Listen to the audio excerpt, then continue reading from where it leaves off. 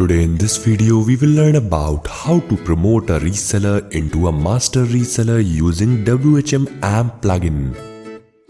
If you want to promote a reseller into a master reseller via WHMAMP, so for that log into WHM root and then go to plugins section.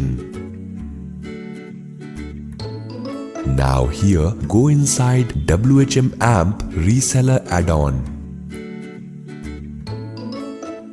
Now under upgrade section click over reseller to master.